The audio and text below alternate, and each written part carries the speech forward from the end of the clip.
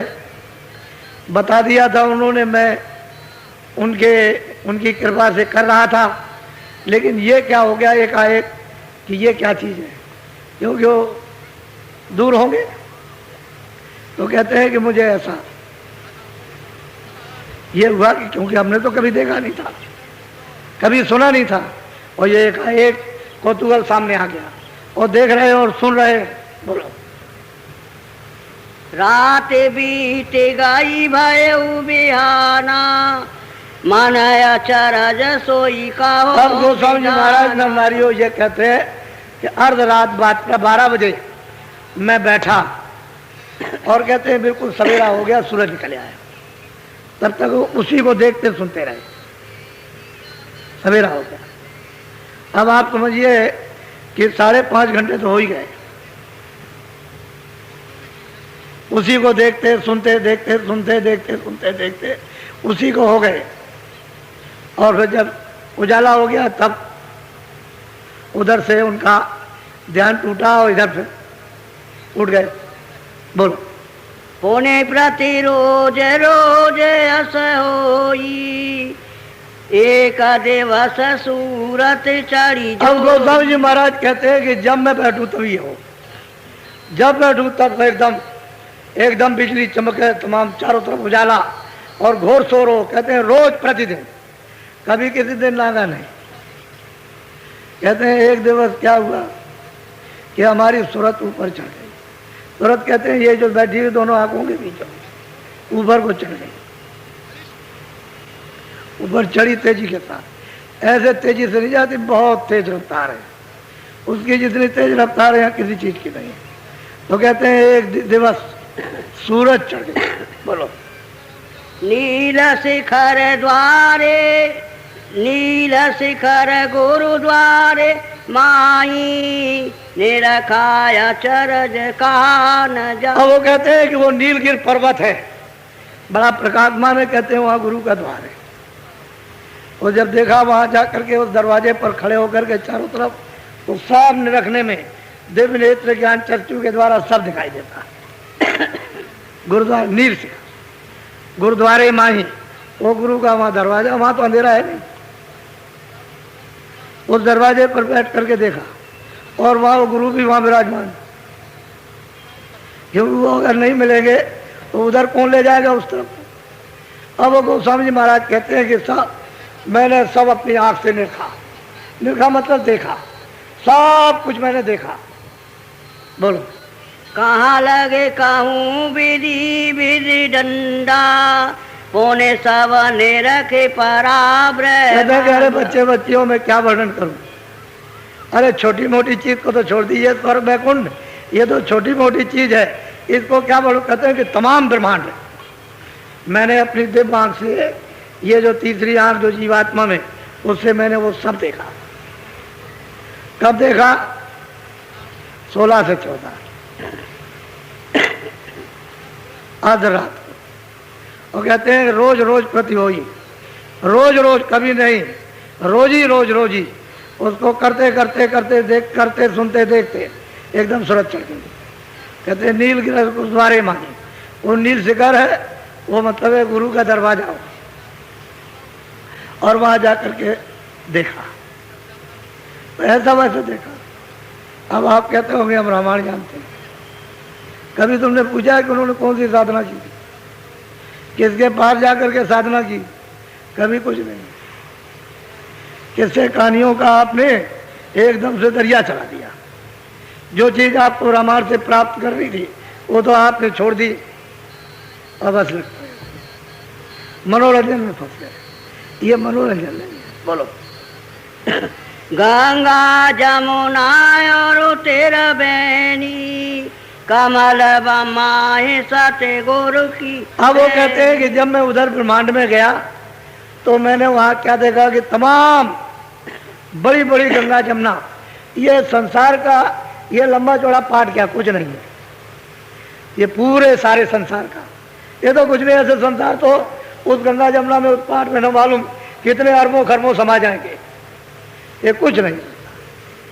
ऐसी बड़ी बड़ी नदियां गंगा जमुना, कहते हैं कि मैंने उस सतगुरु के चरण कमलों में ये मैंने उनको देखा, और बगैर वहां गए हुए कैसे आप पार उतर सकते हैं।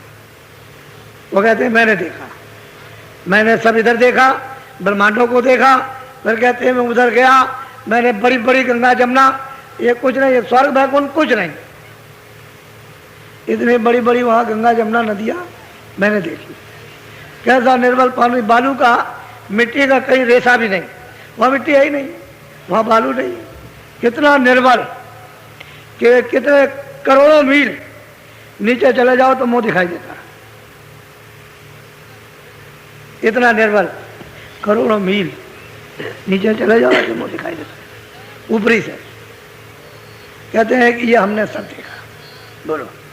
पदम प्रयाग अगम पूर्वासा सते गुरु कांज सुरति पदवा। कहते हैं कि पदम प्रयाग, कहते हैं कि जो यहाँ आएगा इस प्रयाग में, उस प्रयाग में जब स्नान करेगा, दैविक प्रयाग में जो ब्रह्मांडों के पार है, कहते हैं वो फिर जाएगा अगम पूर्वासा, वो अपने देश में, अपने घर में, अपने मतलब प्रभु के पास जाएगा, बगैर मतलब है कि इधर बगैर कंज में आकर के, यानी गुरु द्वारे पर बगैर बैठे हुए उधर कुछ नहीं देख सकता। गुरुद्वारे पे आएगा तब ये सुलभ होगा, देखना सुनना, इसके पहले नहीं होता। यही से रास्ता जाता है। अब यह है कि तुम अंधेरे में बैठे हो, कूड़ा कचरा पाप उनका तुमने यहाँ जमा कर लिया है, सब पूरा जमा हो गया, तुम्हारी आँख तुम्हारे कान बंद हो गए, इस वजह से तुमको पता नहीं चलता है कि भाई हमारा आत्मज्ञान और वो आत्म आनंद और ईश्वर का सच्चा मतलब सत्यबोध और सच्ची शक्ति वो क्या है। लेकिन कहते हैं गुरु,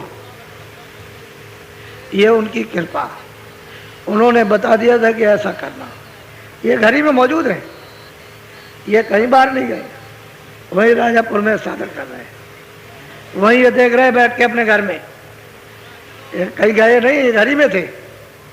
बोलो, यानी 1614 में घर ही में थे, जमुना जी किनारे राजापुर में। बोलो।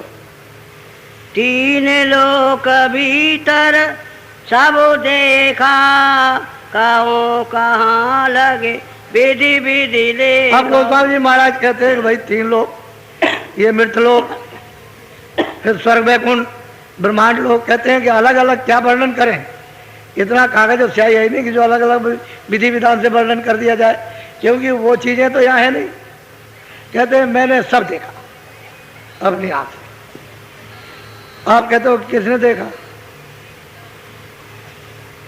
वो किसने पाया, किसने देखा? बोलो। जो ब्रह्मांड भरा जग माई, सो देखा सब घट के। अब गोस्वामी जी महाराज कहते हैं कि ब्रह्मांड में जो कुछ भी है उसकी यहाँ छाया है, ये सब छाया उसकी, तो छाया तो सब हो नहीं सकती, छाया स्थिर हो नहीं सकती, छाया टिकाऊ नहीं है, छाया तो गायब हो जाएगी। तो कहते हैं जो ब्रह्मांड में भरा उसकी छाया है, और आप छाया में फंसे हुए, सत्य तो यहाँ कुछ है नहीं, इसी में फंसे हो, और उधर जाओ तो सत्य ही सत्य है, उधर अंधेरे का नाम नहीं। तो गोस्वामी जी महाराज संवत 1614 में वो अपने घर में रह करके ये प्राप्त कर रहे हैं, घर से बाहर निकल के नहीं गए। बोलो। बोलो। नित नित शैल सुरत संग लेका, खेला निरखे अगम निगम यश। अब गोस्वामी जी महाराज कहते हैं कि रोज इस तरह से मैं रोज सफर उन ब्रह्मांडों की करता था। मैंने उस प्रयाग का त्रिवेणी संगम में जाकर स्नान किया, और मतलब एक मैंने अगम और निगम अपनी आंखों से सब कुछ देखा, कोई देखने में कोई कमी नहीं रखी, क्योंकि उधर तो कोई पर्दा है नहीं, इसलिए उधर तो सब दिखाई देगा ही, सब जाना ही जाएगा। बड़ी अद्भुत रचना है। साधकों के लिए अगर तुम सीधे हो जाओ तो क्या देर लगती है, लेकिन तुम्हारा प्रेम ही नहीं है महापुरुषों से। और वो क्या कहते हैं कि मैं ये मेरी इच्छा होती थी कि उनके चरणों में लगा रहूं, छोड़ के कहीं न जाऊं, और वही सबके करता धरता है, जो कुछ करेंगे वही है। तो उन्होंने ये समझ करके कहते हैं मुझे रास्ता बता दिया, मैं उस रास्ते में चलने लगा, अभ्यास करने लगा, भजन करने लगा, ध्यान करने लगा, सुमरन करने लगा। तो ये करते करते करते तो आखिर में पहले ही से तो मिला उनको, और संवत 16 से 14 में इनकी गति ये हुई। बोलो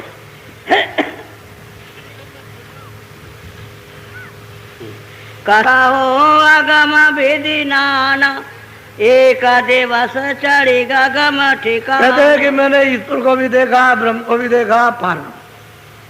कहते हैं इसी तरह से देखते देखते देखते देखते और हमारी सूरत यदि ऊपर को चढ़ी, बड़ी तेजी के साथ में चढ़ती चली जाती है। बोलो वहाँ की शैल चोज कछु भारी अंड खंड ब्रह्मांड से। अब गोस्वामी जी महाराज कहते हैं कि भाई न तो ये मृतलोक है, न वो अंडलोक है, न वो ब्रह्मांड है, उससे परे वहाँ की चौज मौज आनंद शक्ति ज्ञान लीला तरह तरह की, मतलब किस किस तरह के ऐसे बड़े बड़े शहर, ऐसे तुम्हारे यहाँ